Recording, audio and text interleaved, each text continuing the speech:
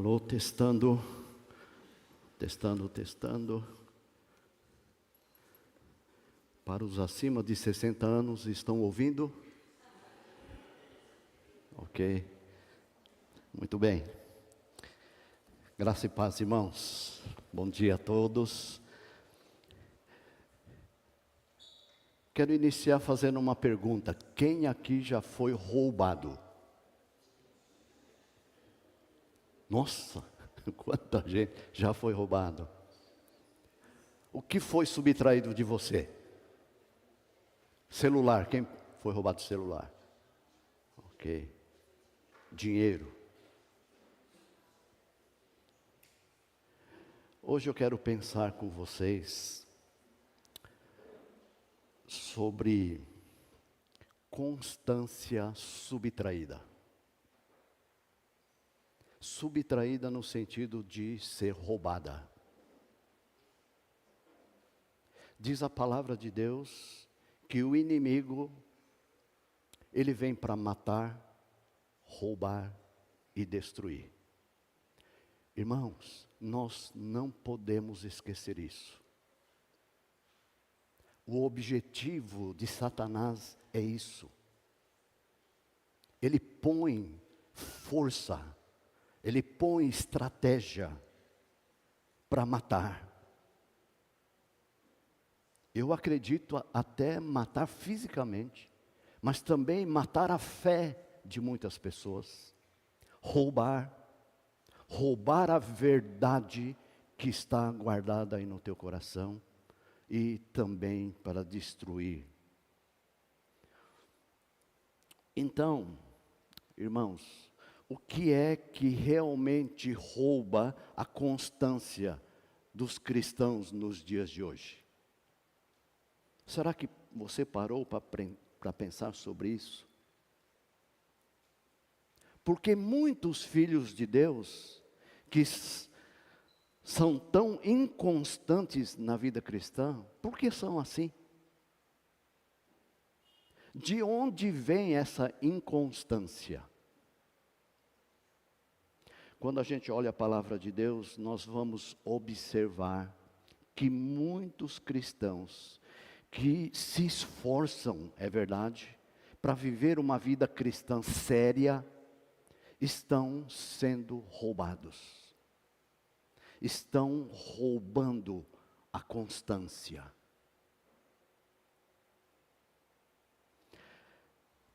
Vamos olhar um livro lá no Velho Testamento, em Juízes, capítulo 2, versos 1.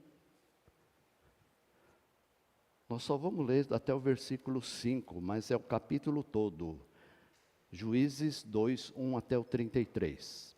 Por favor, me acompanhe na leitura aqui, versículos 1 até o versículo 5. Olha só o que diz o texto. Subiu o anjo do Senhor de Gilgal a Boquim e disse: do Egito vos fiz subir e vos trouxe a terra que, sob juramento, havia prometido a vossos pais. Eu disse: nunca invalidarei a minha aliança convosco. Vós, porém, não fareis aliança com os moradores desta terra, antes derribareis os seus altares. Contudo, não obedecestes a minha voz. Que é isso que fizeste? Pelo que também eu disse: não os expulsarei de diante de vós, antes vos serão por adversários, e os seus deuses vos serão laços. Sucedeu que, falando o anjo do Senhor essas palavras a todos os filhos de Israel, levantou o povo a sua voz e chorou. Daí chamarem a esse lugar Boquim, e sacrificaram ali ao Senhor. Um episódio com o povo de Deus, com o povo de Israel, descrito aqui bem no comecinho, no livro de Juízes. Quando a gente olha esse texto, gostaríamos de observar aqui o que é que rouba a nossa constância. eu já vou deixar outra pergunta. Você é constante ou é inconstante? Não precisa levantar a mão não, tá? Você é uma pessoa constante ou inconstante? Está firme, apertou a coisa, pula para trás.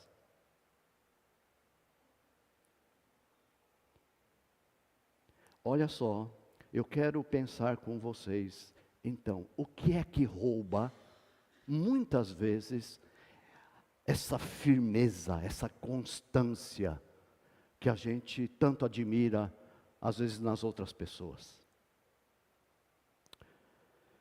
Aqui fala a questão de invalidar a aliança. Como Deus invalida a sua aliança conosco? Vocês sabem como? Hoje, eu digo para vocês, é impossível Ele invalidar a sua aliança conosco. Deus jamais invalidaria a sua aliança conosco. Por quê?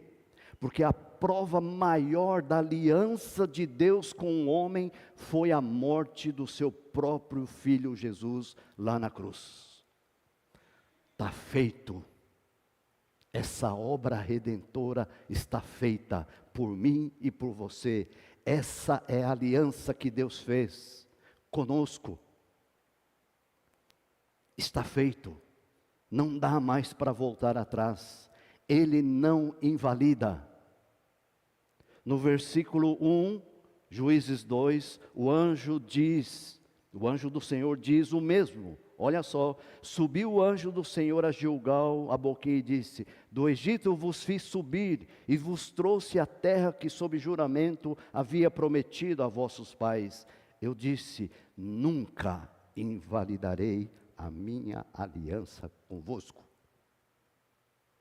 Jamais. Jamais. Como é que fala em japonês? Zetai. Never. Acabou já o repertório.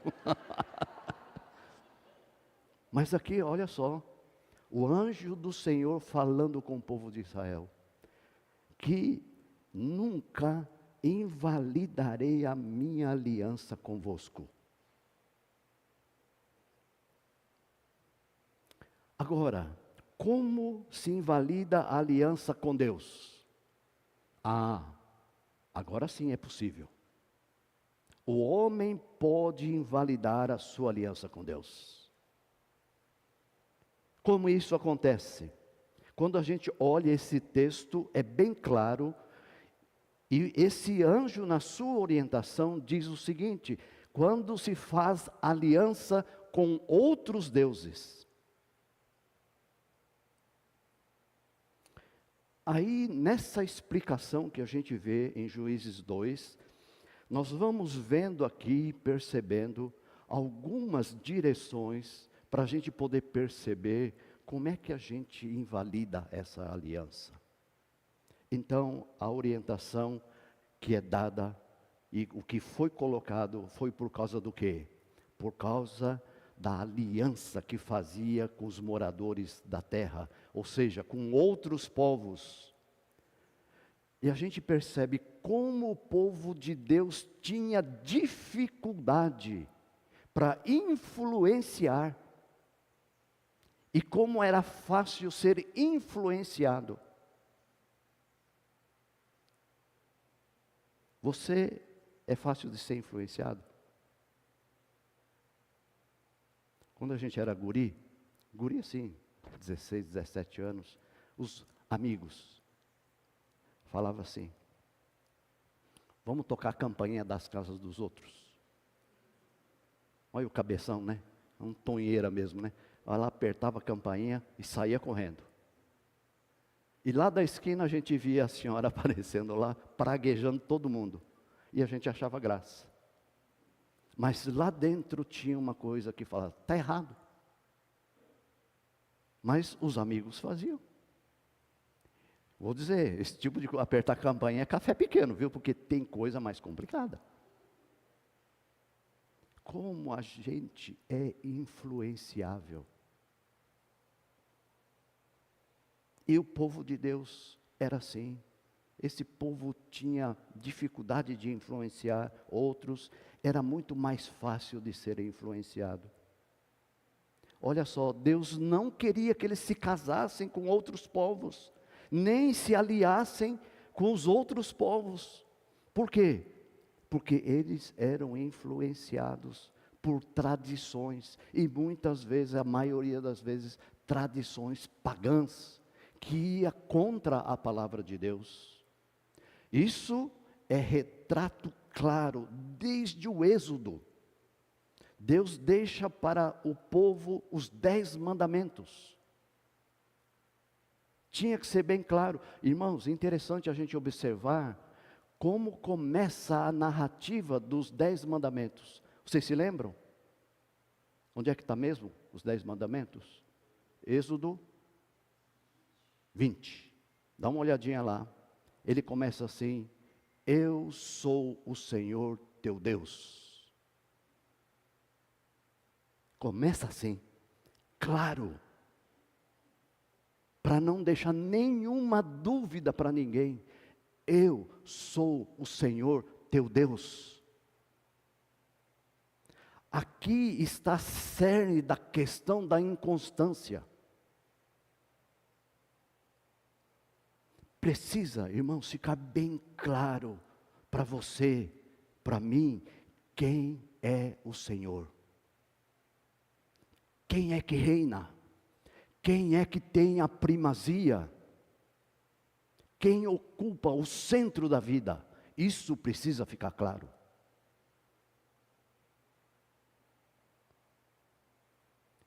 Irmãos, não é que as lutas, as provações, as dificuldades vão deixar de vir. Uma coisa é certa, vai vir.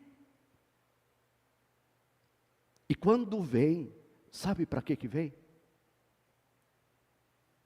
Quem está passando por luta aqui? Alguns mais ou menos, né? Sabe por que Deus permite que eu e você, a gente passe por lutas? A própria palavra fala, no mundo passais por aflições. E não para aí, irmãos, isso é fantástico. Mas a palavra diz assim: tende bom ânimo, porque eu venci o mundo. Todas essas tempestades que estamos enfrentando é para quê? Para nos aquilatar mais, para dar firmeza, para a gente ser mais constante, para que a gente possa ser mais firmes na fé.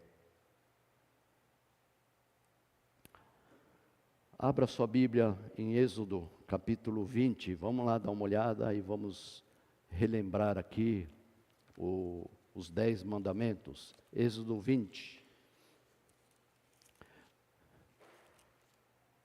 Olha o versículo 3.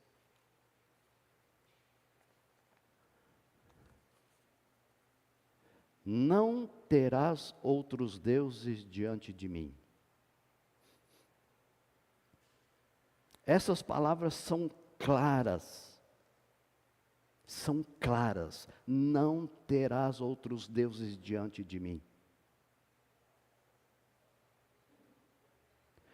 Irmãos, quando outro Deus começa a ocupar lugar em nossas vidas, aí já se instalou a inconstância.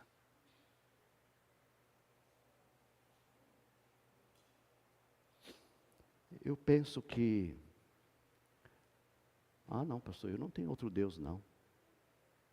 Eu só adoro o Deus vivo e verdadeiro.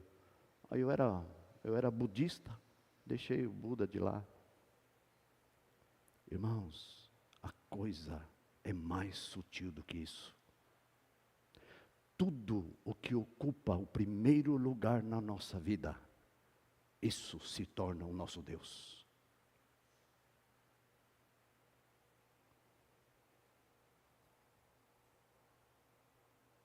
Quando vem a inconstância, não vai ter firmeza, não vai ter convicção. Aí, irmãos, começa a surgir o quê? Dúvida. Pronto.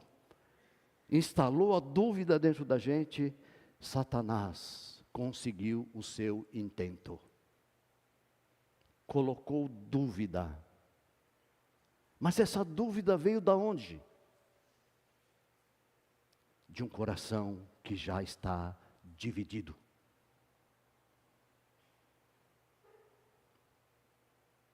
Deus não é mais o Senhor.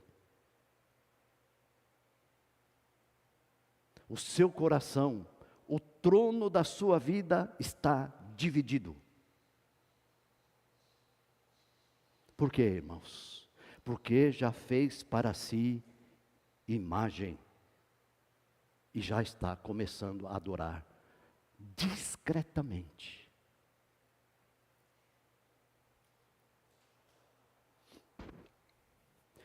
Satanás, ele sabe que quando isso acontece, quando a idolatria instala, Deus condena, e Ele condena de todas as formas. Você vê os 10 mandamentos, é claro. E por que Ele diz isso? Porque Ele conhece o coração do ser humano. E não é por causa disso que Ele deixa de nos amar.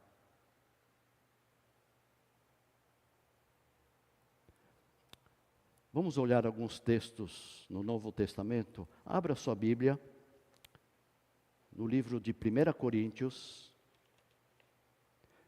capítulo 6, versículo 9. Vamos avançar lá para o Novo Testamento, 1 Coríntios 6, 9. Olha só o que diz esse texto.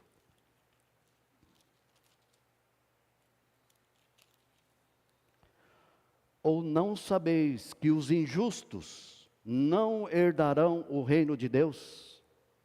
Não vos enganeis, nem impuros, nem idólatras, nem adúlteros, nem efeminados, nem sodomitas, vamos dessa também, nem ladrões, nem avarentos, nem bêbados, nem maldizentes, nem roubadores herdarão o reino de Deus. Gente, isso aqui não é o pastor Luiz que está falando, isso aqui é a palavra de Deus. Olha só, Efésios, capítulo 5, versículo 5. Sabei, pois, isto: nenhum incontinente, ou impuro, ou avarento, que é idólatra, tem herança no reino de Cristo e de Deus. Outra vez, idolatria.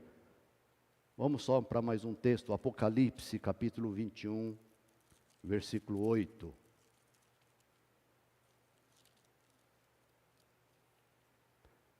Apocalipse 21, 8, olha só o que diz aqui.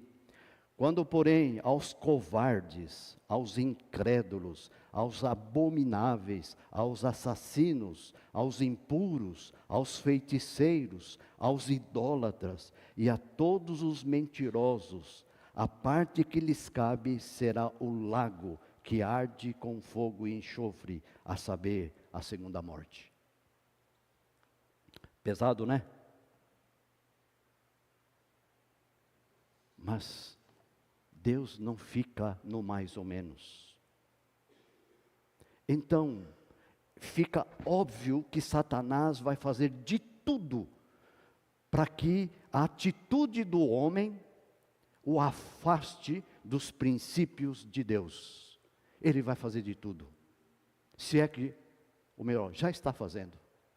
Ele quer afastar você dos princípios de Deus. Porque quando nós estamos fora dos princípios de Deus, ficamos inconstantes e somos o quê? Presa fácil. E a gente sabe que um meio que é usado para isso é deixar o cristão dividido. E você sabe que Satanás, ele faz isso não com pressa. Faz de maneira sorrateira, pouco a pouco, ele vai lançando no coração. Vocês percebem hoje o que está acontecendo? A mentira vira uma verdade. Eu estou ficando com o cabelo tudo empinado, escutando os nossos líderes maiores da nação. Fala mentira, como se fosse verdade. E a gente acaba acreditando que aquela mentira é uma verdade.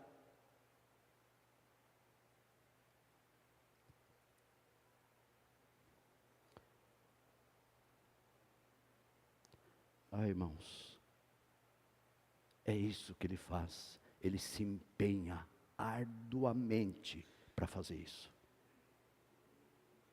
Sabe um jeito para a gente saber se é mentira ou não é mentira? É só saber a verdade. Você sabendo a verdade, você vai discernir o que é mentira. Irmãos, está aqui. Essa é a verdade de Deus. Conheça. Leia. Estude. Faça isso entrar no teu coração. E vou dizer mais uma coisa, irmãos. Não fica só com vocês. Queridos pais. Está cheio de vovô e vovó aqui. Ensina seus filhos. A mão de Deus pesou sobre o povo de Israel, porque uma geração andou firme com Deus, porque conhecia a palavra de Deus. Veio a outra geração, Deus pesou a mão. Por quê? Porque não conheciam, não foi passado para eles. A orientação em Juízes que o anjo deu foi para derrubar esses altares. Porque para não serem influenciados, esses altares não devem fazer parte da nossa vida. Irmãos, vou confessar um negócio aqui para os irmãos. Você sabe qual que é o meu sonho de consumo? Será que eu falei para você já? Algumas pessoas sabem. Sabe qual que é o meu sonho de consumo? Eu estou até orando. Tem uma chácara, 3.000 metros, pode ser até mais, muito grande não vai dar conta, né? Ali tem uma casinha, e no fundo, de preferência, uma represa. Para quê? E ali, 2 casinhas pequenas, para receber os meus companheiros de ministério. Para ir lá descansar. Se quiser conversar, conversa, né? Quiser põe uma fruta, põe uma fruta. Se quiser pescar, vai pescar. Quiser fazer um churrasquinho, faz um churrasquinho. Mas para quê? Para que os meus companheiros de ministérios possam ter um lugar que não precisa pagar nada, vai lá e só descansa. Você sabe que eu fiquei muito tempo no YouTube procurando esse lugar. Porque lá, irmão, você encontra de tudo. De 3 milhões até um que eu achei que é legal, 230 mil reais. Falei, é esse aqui. Aí, sabe o que aconteceu? Deus falou para o meu coração. Uai, teu sonho de consumo, mas e minha vontade? É isso? Pronto. Aí meu sonho de consumo, ó. Olha só, a gente toda hora é convidado a vir mais para o centro. O que é que Deus quer? E se Deus fala para mim assim, não, eu vou me manter firme. É o que Deus quer. Para mim, isso é o mais importante. É o que Deus quer.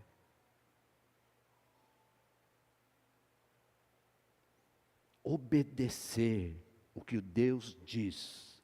E uma das maneiras que a gente se torna inconstante é o quê? É a falta de obedecer o que Deus está pedindo para nós fazermos e até sermos. Quando instala dúvida em nós, o próximo passo pode ser que seja a desobediência. O não obedecer traz consequências. Quando a gente olha lá em Juízes, capítulo 1, irmãos, olha só, fica bem ligado entre o capítulo 1 e o capítulo 2. Olha só, capítulo 1 de Juízes, versículos 27 em diante. Olha só, começa assim, 27. Manassés não expulsou os habitantes de Bet-sean. 29. Efraim não expulsou os cananeus, habitantes de Gezer. 30. Zebulão não expulsou os habitantes de Quitron. 31. Aser não expulsou os habitantes de Aço. E vai. A ordem era clara. O povo servindo ao Senhor enquanto Josué estava vivo, mas quando Josué morreu, olha só o que aconteceu. Esse povo se desviou. Então, volta como era antes. Por isso eu disse, pais, olha com muito carinho. Por favor, vou repetir, não traga teus filhos e larga na porta da igreja e vai embora. Não faz isso, irmãos. Fica com teus filhos, dá trabalho, porque você deu trabalho também. Ensina a criança no caminho que deve andar, porque quando for ficar velho, vai ficar firme. Tem as suas intempéries, às vezes desvia, às vezes vai para lá, às vezes vai para cá, crise na juventude, mas um dia volta. Então, ensina, passa para os seus filhos, senta, conversa, explica.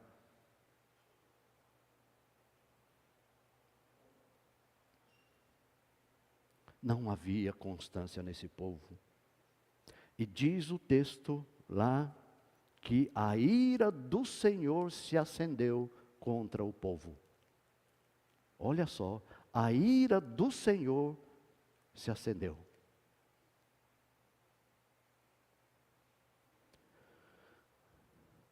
E fica claro o anjo dizendo, a indignação de Deus. Irmãos,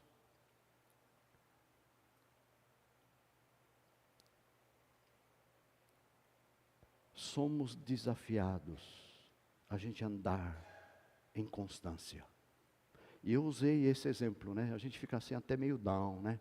Caramba, Deus pegou pesado com esse povo. Eu vou dizer uma coisa para vocês, irmãos. Esse mesmo Deus é o Deus de hoje. E eu vou dizer outra coisa. Ele não passa a mão. Ele é justo. Se Ele fez lá, Ele pode fazer aqui. E se Ele não faz, é pela misericórdia dEle. É só isso, irmãos. E não é só por causa de você. É por causa da misericórdia de Deus. O que é que subtrai a constância nas nossas vidas?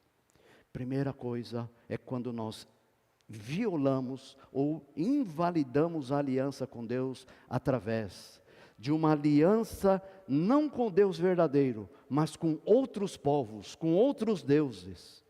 E também quando nós começamos a aceitar altares de outros povos, de outros deuses. E por último, quando nós não obedecemos à voz do Senhor.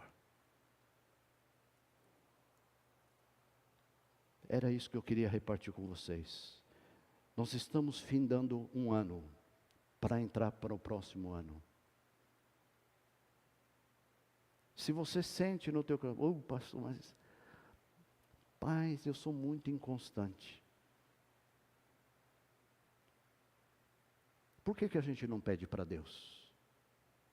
Deus, me faz ficar firme, constante. Aí não pensa assim que você vai viver assim um mar de rosa, oh maravilha. Aí vai vir Então, antes de você pedir, saiba disso. Aí vai vir as experiências para te ajudar você a ficar constante. Você topa enfrentar isso? Porque quando vem as dificuldades, aquilo que eu disse, Ele está nos aquilatando.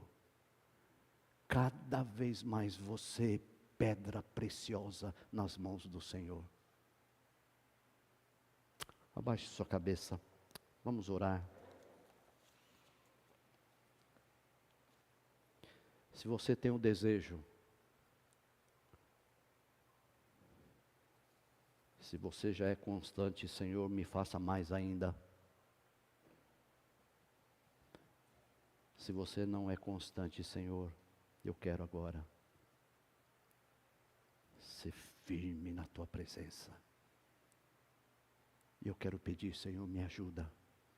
O Senhor me conhece. Põe a Tua mão sobre minha vida. Eu quero, Senhor. Eu quero ser um filho Teu constante. Não deixa, Senhor, que outros povos, outros altares influenciem minha vida. Eu quero somente o Teu trono na minha vida e o Senhor sentado nesse trono. Diz isso, se é esse o teu desejo.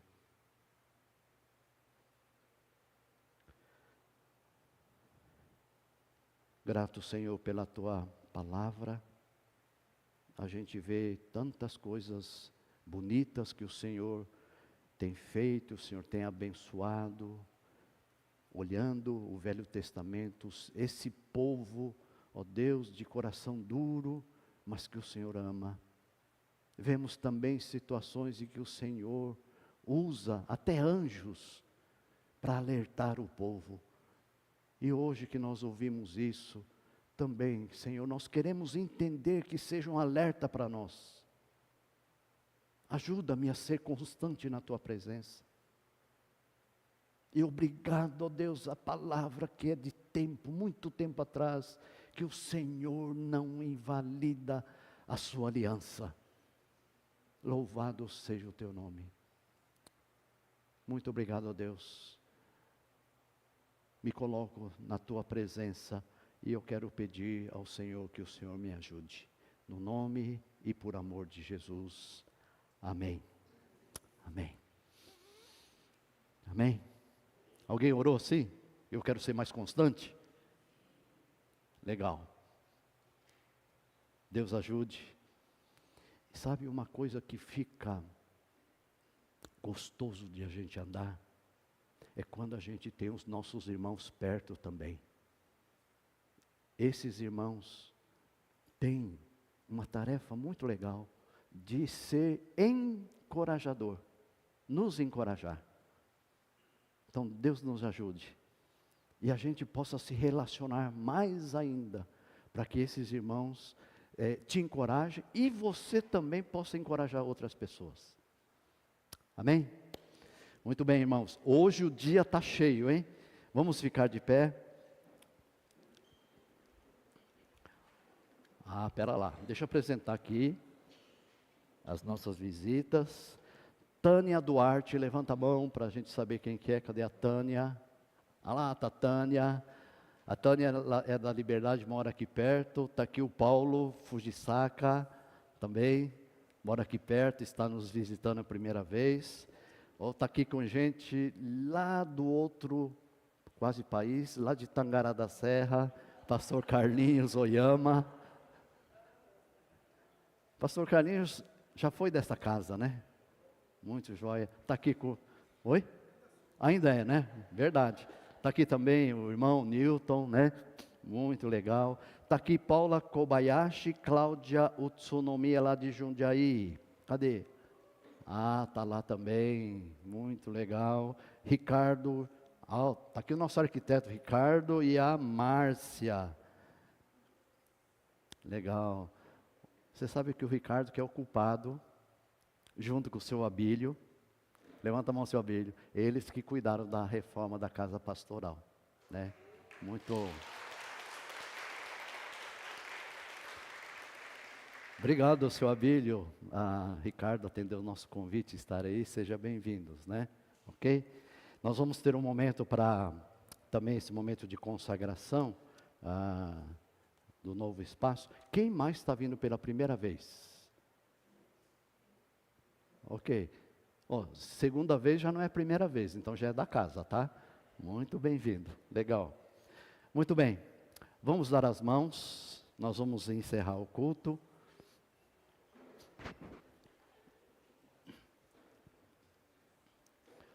Enquanto vocês estão de mão dada, lembrei agora, será que a Cissa vai dar um aviso aí para nós sobre o Natal da semana que vem? A Yumi, você vai dar o aviso? Então dá aqui agora para nós, faz favor. Semana que vem, sábado, dia 16, nós vamos fazer a comemoração do Natal às 18 horas. Você é o nosso convidado. Convide os seus amigos, vizinhos, parentes, tá? Ok, faça favor, Yumi. Oi. Bom dia. Então, como o pastor disse, convida todos para participar do nosso Natal.